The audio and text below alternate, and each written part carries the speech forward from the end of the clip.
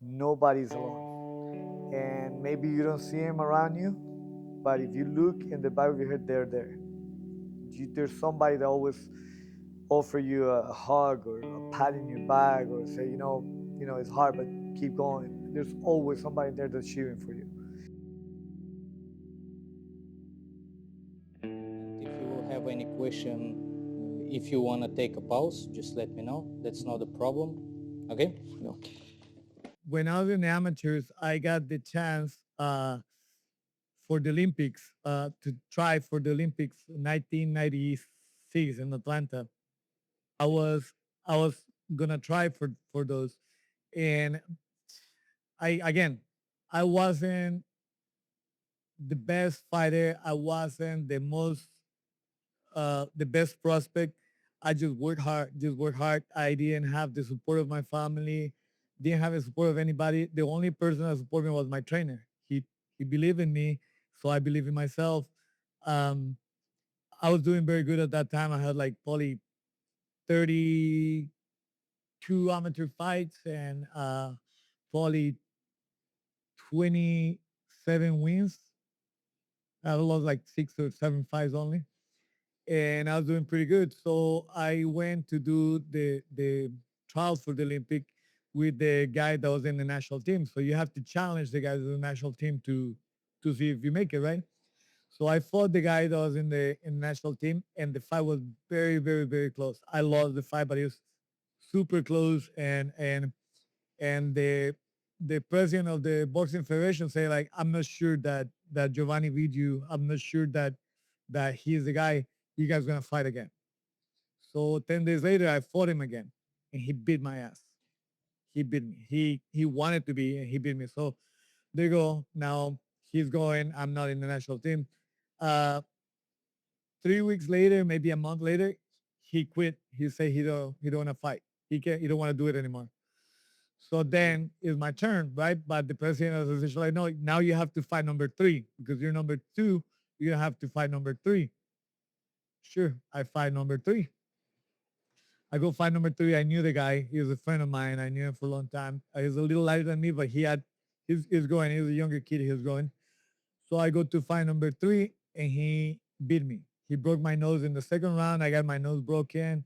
I finished the fight with my nose broken. He beat me, so now he's in the team. Whatever. I I go and start training again. A week later, they called me. He quit. So now I'm in the national team. I made it. No, because I was the best.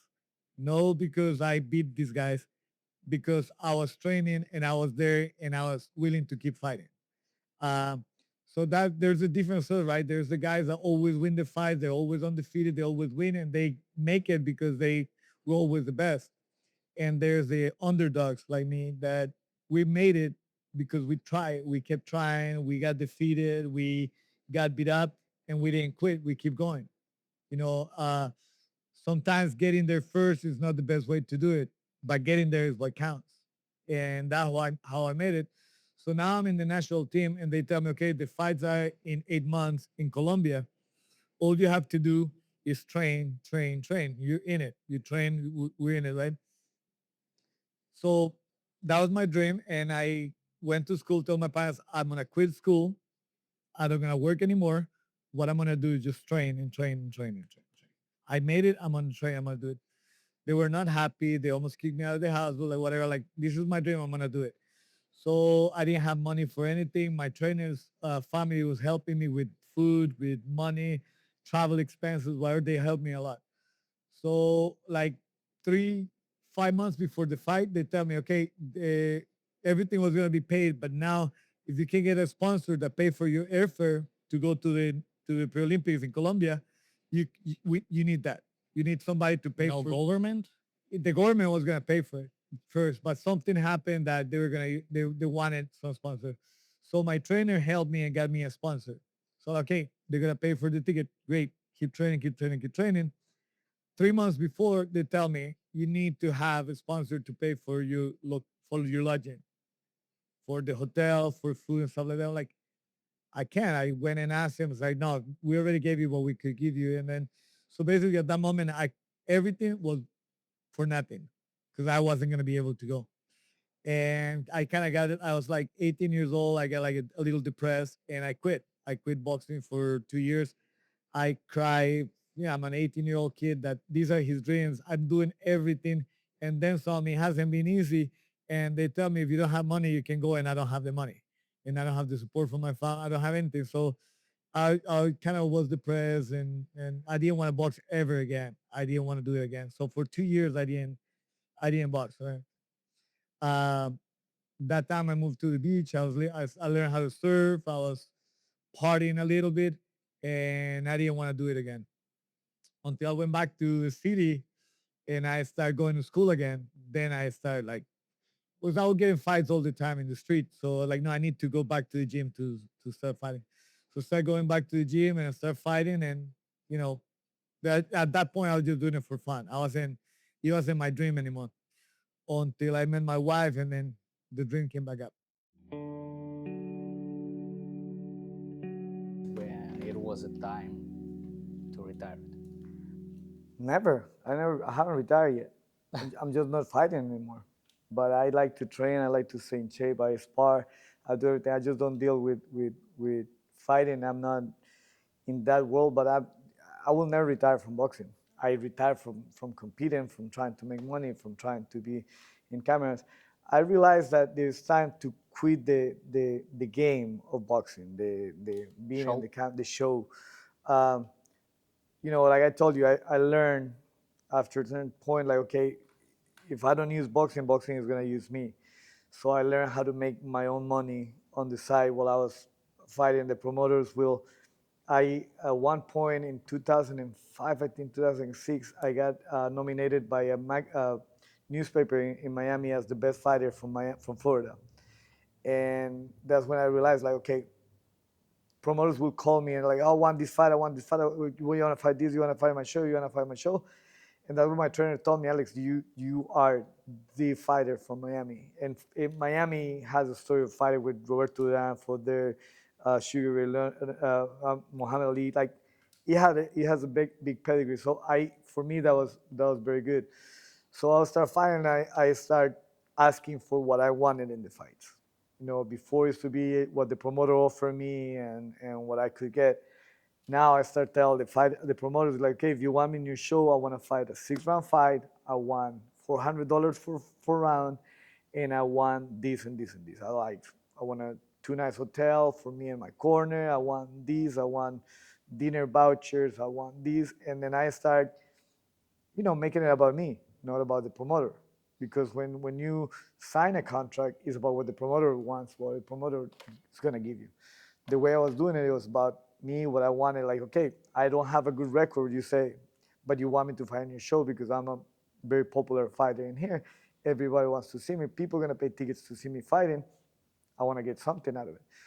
So that I started making a little money on the sides, and then promoters find out they learned this, and then the very first contract I got offered at it, this guy wants to offer me 5 fights, but he wanted 33% of the money that I was making on the side because I was making more money on the side, modeling, training people, and advertising in my trunks. Yeah, I I saw started it. selling my advertisement, and I had a private jet company, a beer company, a rum company, a betting company. WebDate is back in the day sponsored me. So he's like, "Oh, this guy's making money. I want some of that money." I'm like, "No, I don't gonna say I contribute you." Yeah, but you understand, I'm gonna give you all these files, I'm gonna give you all these platforms. Like, yeah, but I'm the one making the money. Why am I gonna give you any of my money? It's like you make me make money, I give you some of that money.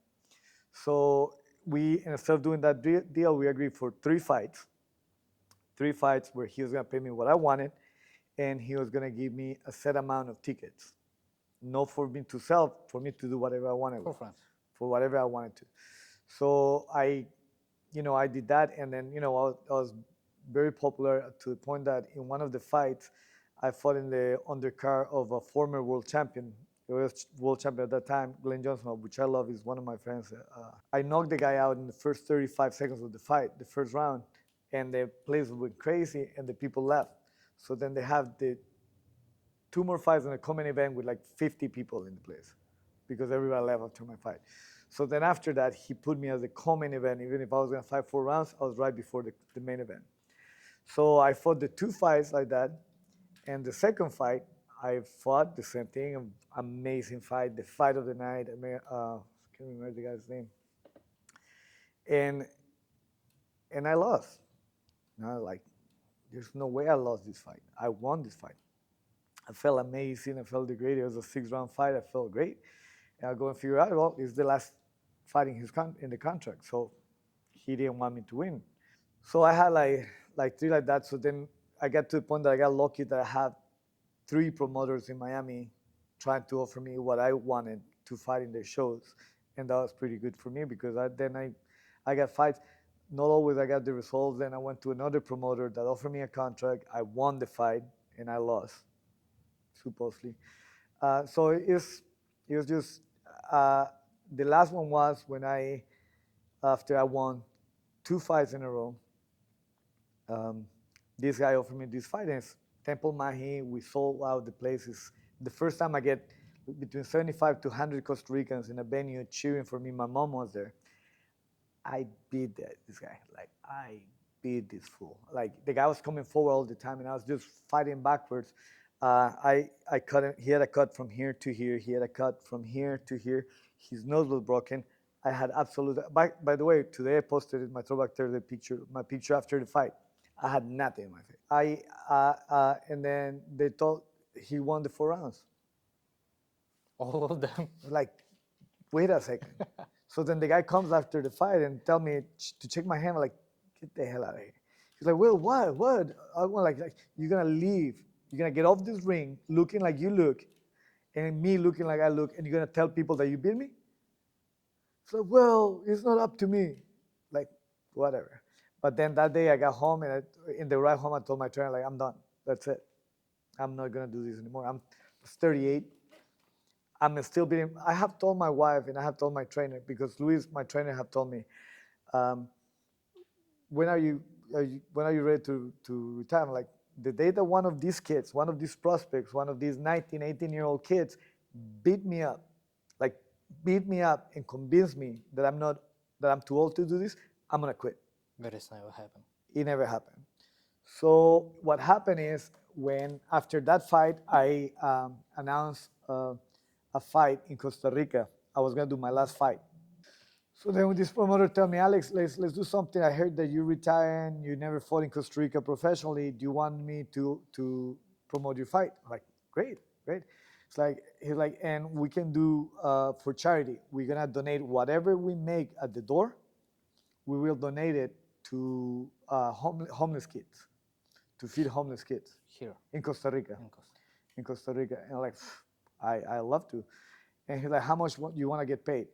And I charged him the same thing I was charging here. I was like, no, if you're gonna do it like that, I want my money to be for that. Add that my money to whatever we're gonna do. It was almost the same that he was gonna make. It was like $2,500 or something like that. And so he was gonna give me a hotel for my corner for his girl. Like his girlfriend, like, no, don't use any of that money. Just use it all for the charity. I went there.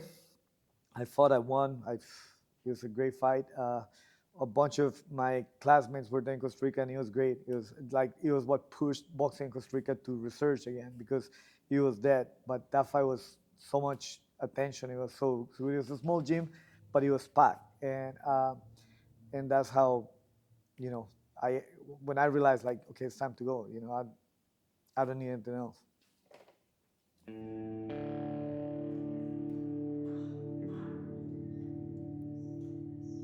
How difficult it was. Well, it was difficult, but at the same time, it wasn't difficult. Okay, so there's one thing that I realize now that I'm older. People that are afraid or failing, afraid of hardships, afraid of being poor, afraid of not having money, is people that never been poor. I grew up poor. I grew up, sometimes we didn't have enough money for 3 or 4 weeks. We'll eat just bread and drink uh, water with sugar or water with milk, watered down milk with sugar. and it will be 3 weeks that I didn't know we don't know if we're gonna have food or anything like that because my dad alcoholism problem and my mom didn't have a job. She would go and clean houses or do whatever she had to do, but it was to pay for the electricity and stuff. We didn't. We there's parts that were rough.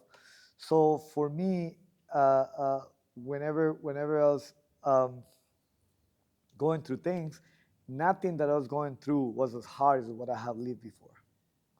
So everything for me was like, okay, it could be worse. And that's my mentality right now. It doesn't matter how bad it is for me. It doesn't matter how down I feel. It doesn't matter how sorry I feel for myself. There's millions of people that having it worse than me at that time. And is for me, the way I see it is very selfish to feel down when there's people feeling worse and they have a smile in their face. You know, when you go to places like Costa Rica, when I go to places like my neighborhood and I see people that have absolutely nothing and they're happy and smiling and they give you a hug. I think it's very few things that get me down.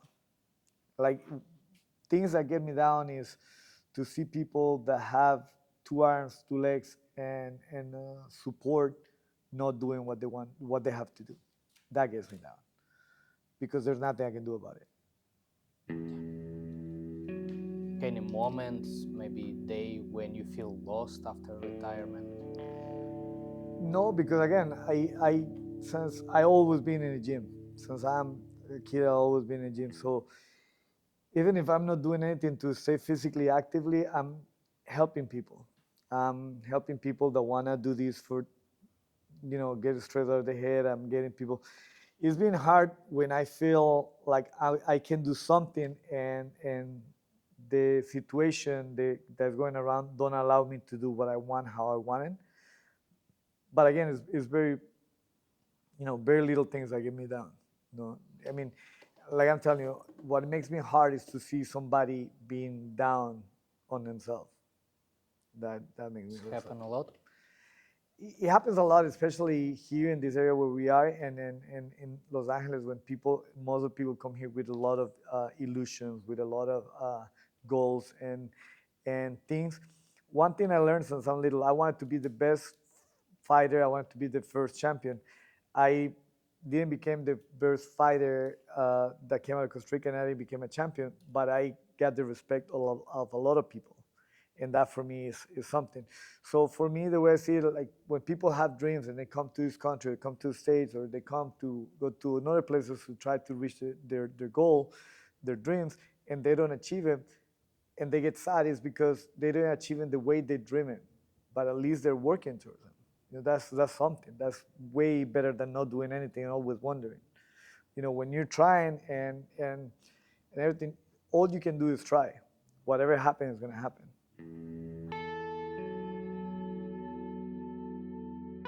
What was that through your mind during your darkest day? Well, when I was a kid, I didn't know. I didn't know this was a thing because, again, my dad's problems and the lack of money. I guess I had depression, but I didn't know it was depression. So I used to like to be alone a lot. And I'm talking about when I was 11, 12, 13 years old. So I will used to go and grab something to eat, get some chips, some cookies, and some fruit, and just go and sit in the mountain for hours by myself, just looking down at everything and everybody, and just thinking like, look, I'm absolutely nothing. I'm here. I've been here for hours. Nobody knows where I am, and everything is still going. Everything is going on. Nothing happened. Um, the world is not about me. It's about everything that's going at once. So, at a very young age, I realized that, like you are only important if you are part of the solution, part of living life. If you're part of the problem, just, you better remove yourself from that situation. Some thoughts keep coming back still. Uh, yeah. I mean, there's so many people that were negative to me. I had teachers that told me that I was never gonna amount to anything. I have a music teacher that told me if I could aspire to something was to be a garbage man, And I was probably 13, 14 years old, and I turned around and told him, like, yeah, but I'm gonna be driving the truck because I'm not gonna be just picking up garbage. I'm gonna be driving the truck. I had a social studies teacher that told me that I was gonna be lucky if I didn't get put in jail, and that she was probably right. Um, and the president of the Boxing Association in Costa Rica, when I made it, and again, I made it to the national team not because I beat everybody. I made it to the national team because I was there, and I kept going, and I kept training, and I kept fighting. But I remember very vivid. I was training, I was sparring, and he kept telling my trainer, like, why is he only moving to the right? Why is he only moving to the right? Why is he only moving to the right? I'm left-handed, so it's easy for me to move to my right. But I was fighting right-handed, and he kept saying that, like, it's like this guy is not gonna go anywhere. He's never gonna be anything. He may win 2 or 3 fights in here, but he's never gonna amount anything in boxing in Costa Rica. And he didn't think I heard him, but I heard him. So when I got that the award of the best fighter from Florida, he called me and asked me. He never knew that I heard him saying that, and asked me if there's any way that I could help the boxing in Costa Rica because they were having problems stuff like that.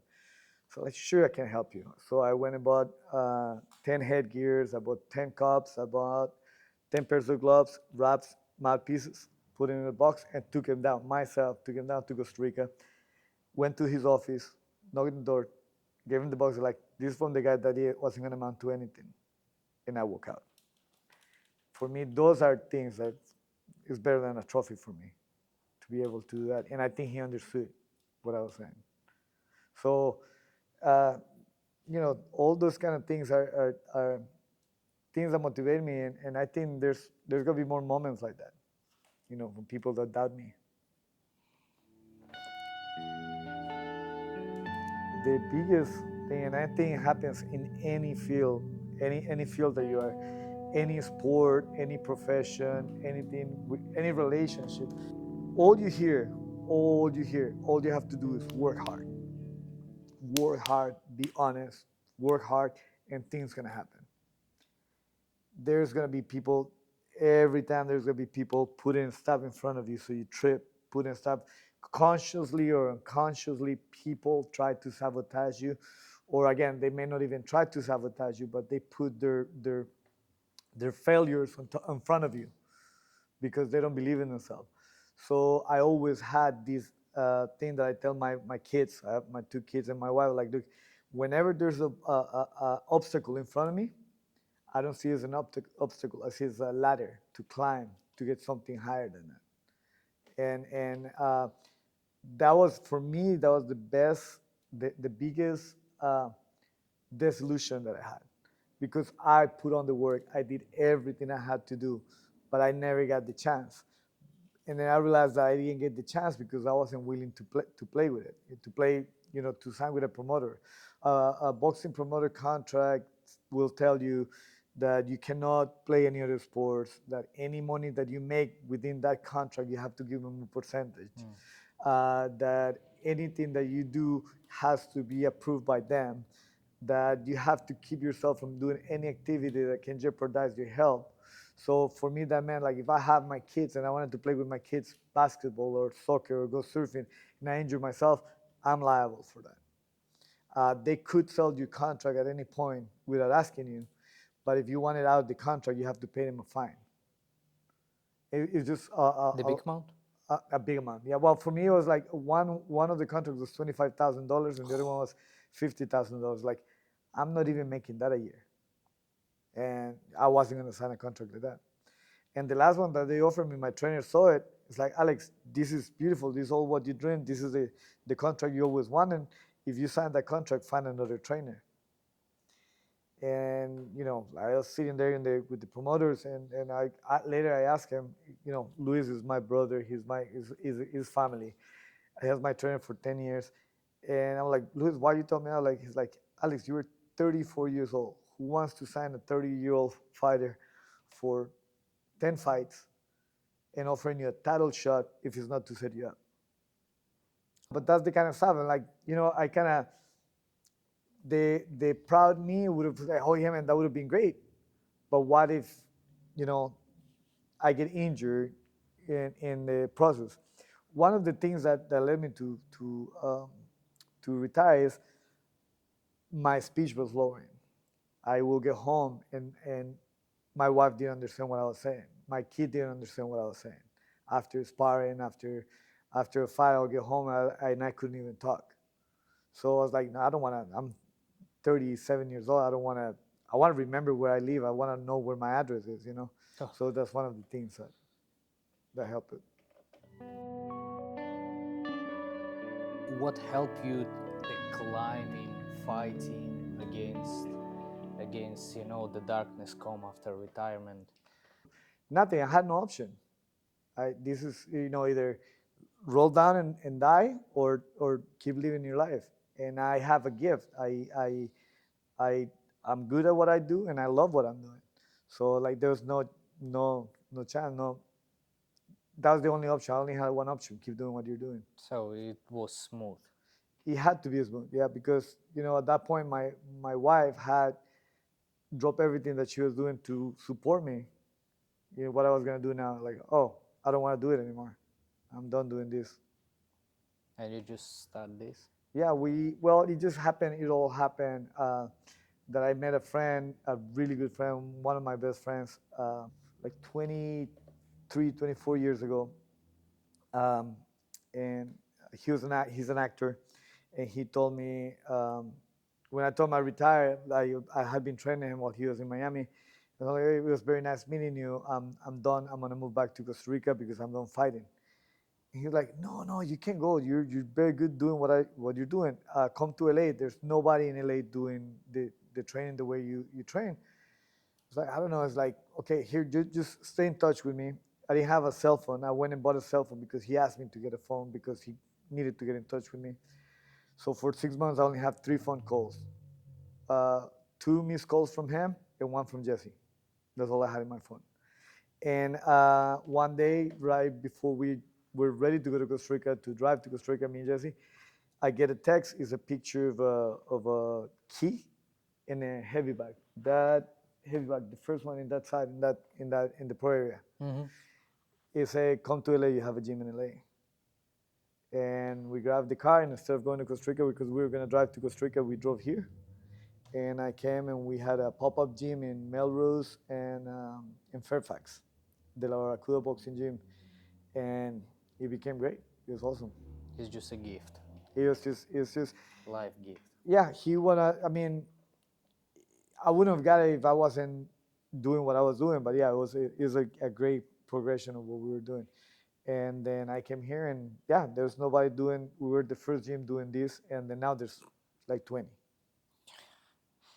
Yeah, I think even more. Don't go there. Come here. Yes. Someone stood with you against like this retirement, this even though smooth time.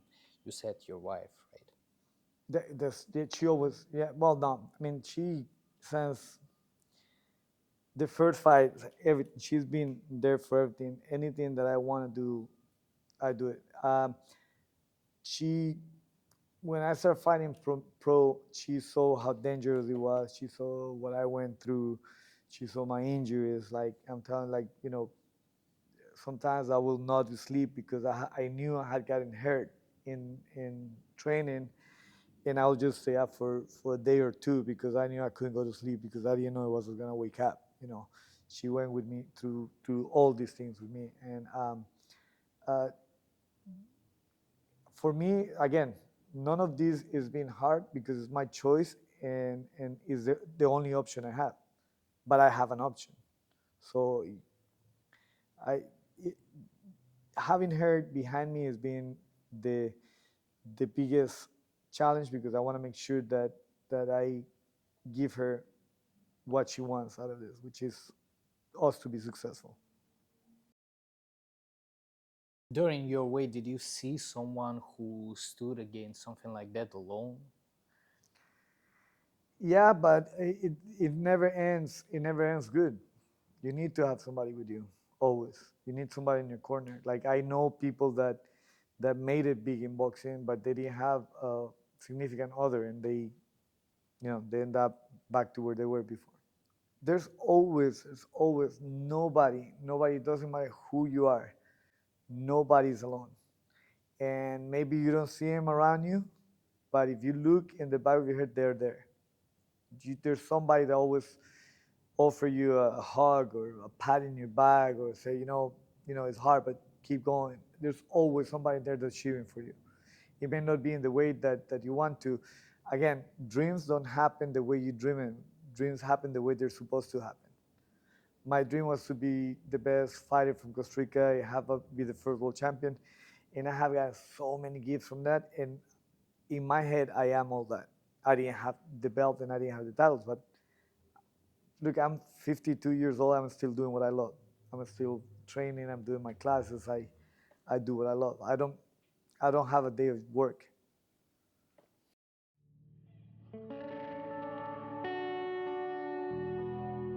When life become our helmet again, what do you actually do? Come to the gym and hit the bag. That's it? Hit the bag and leave all my anger here.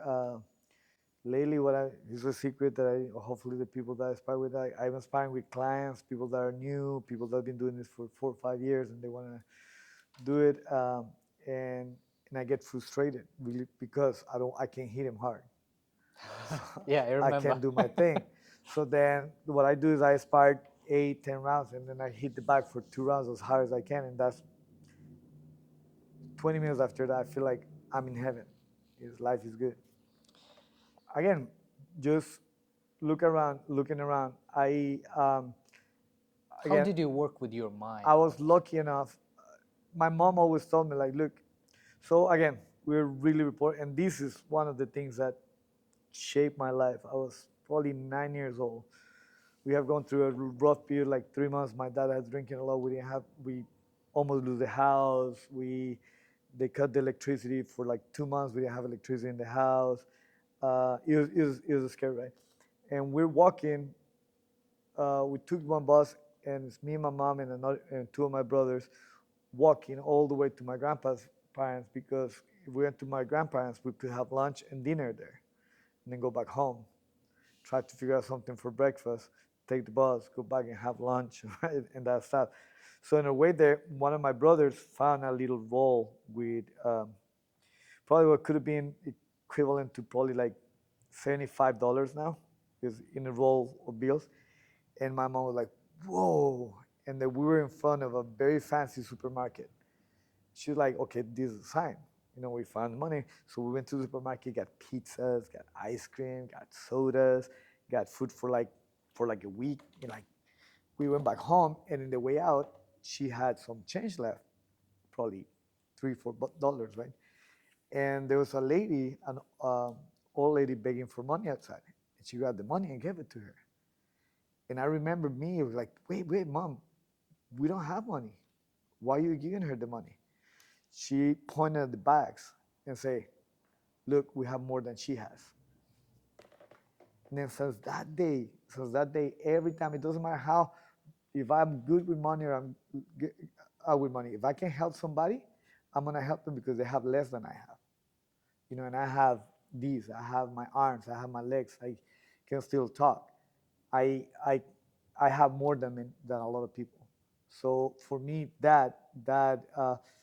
so whenever I was depressed because you know I fought and this guy didn't give me the shot that I wanted, or what happened to me is I was in many training camps for people that was going to fight for a world title, and I never got the world title chance, or fighting with people that were defending a world title, and I'll get very depressed. Like, well, at least I can do it. There's hundreds of people outside the gym that will wish that they can do what I'm doing, and they can't. What they need to do if they're alone, if they're in depressed or have bad experience with addiction? One thing that I always tell everybody that wants to hear me is like, life is so freaking short. Life is so short. Like, we are floating around in a huge rock in the middle of infinite space, chasing a ball of fire, and we're here just for a fraction of time in what this world existed. Enjoy it. Enjoy it. Do whatever you have to do to be happy. That's the only thing I can do. you can't do things. You can do nothing without help.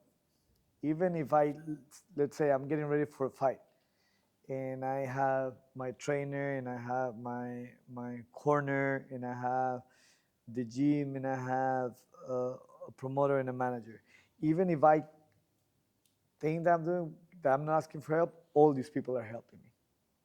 There's no way anybody can do anything without help. An actor, let's say you have a role in a huge movie or in a big series, there's people helping you to do it. There's no way that you can achieve anything in life without help. So just ask for it. And a lot of times you don't even have to ask. People is providing you help without you knowing. But there's nothing wrong with asking for help. Is there something men almost never talk about with each other, like through your experience? I think for me, Yeah, you especially, saw a lot yeah, of yeah, professional I've seen a lot of people like, athletes. yeah, people don't talk a lot about their insecurities. People don't talk about what they're scared of. People don't talk about like, oh yeah, I want to do this, but I haven't done it because I'm afraid of this. I think insecurities is what I people don't talk. Everybody tries to show that they're happy and stuff like that. Me personally, like I see a lot of fighters that are like, oh, tough, tough. I cry a lot.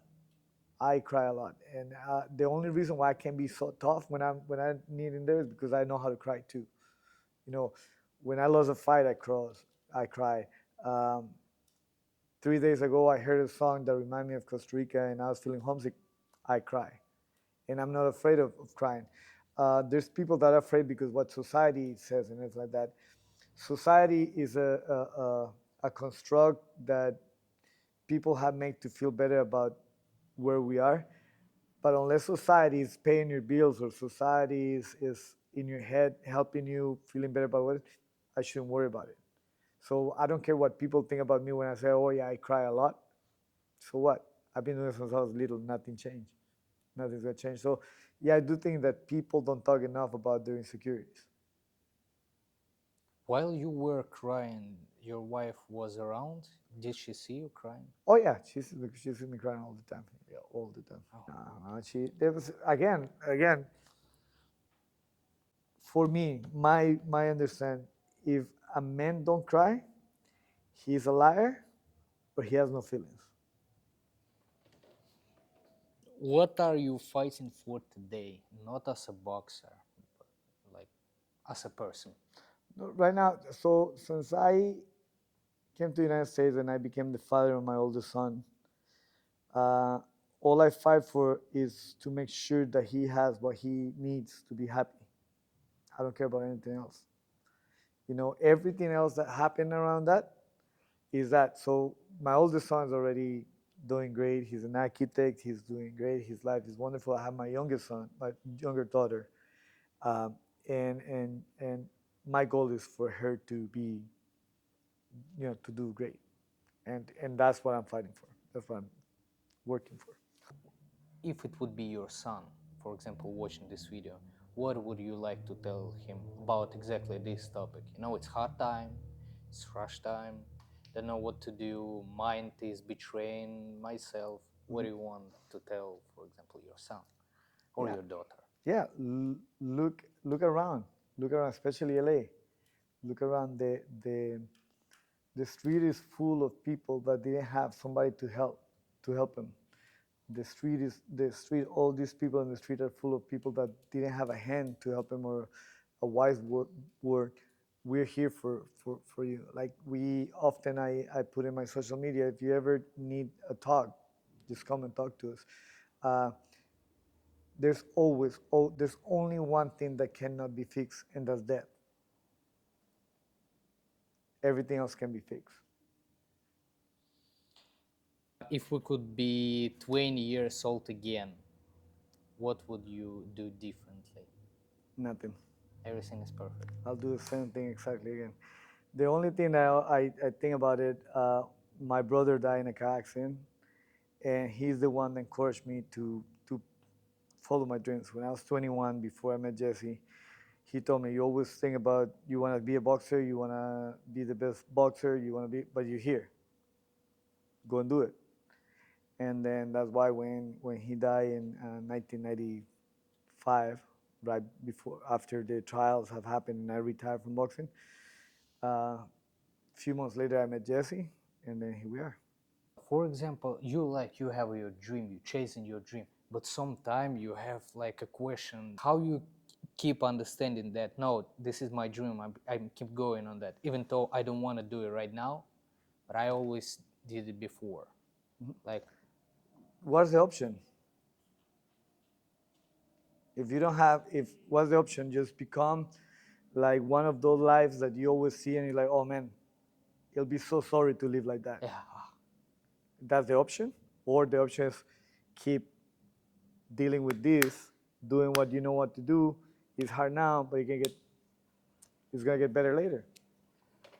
You know, you always have to think what are the options. Like, and I put it to people like this all the time. Like, I have this eye, I have a big fracture in this eye. My eye socket, my nose has been broken because I wasn't the fastest fighter, so I used to have to put my hand down, not to do the Philly shell, just to put the head down so the person will throw a jab.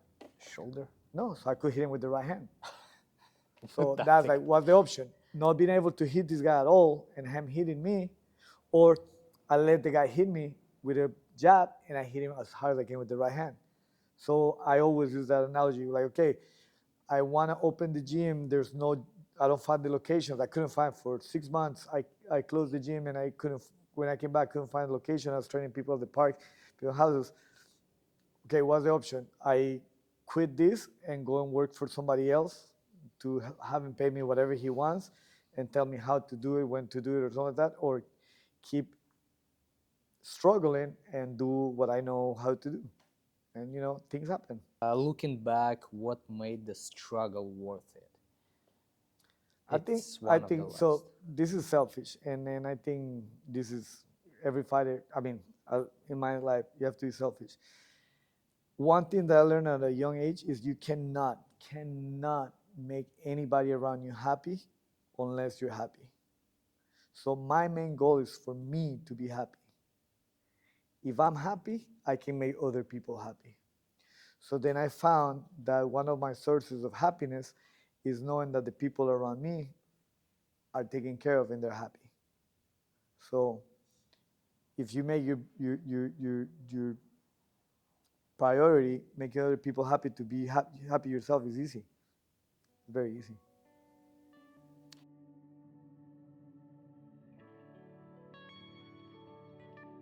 Okay, I'm gonna use this. I don't know exactly who said it, and it's gonna sound really, really gross, and a lot of people are gonna probably think that I shouldn't say it like this. But out of all the sperm that came out of your dad, you're the one that reached the egg, and you're here. And there's so many people that didn't make it to the age that you are right now to be able to be listening to this. You're lucky. You're very lucky. You have half of the battle won. All you have to do is toughen up and do what you said you want to do. Thank you very much. Boom. That's it. That's it. Like and follow for more tips.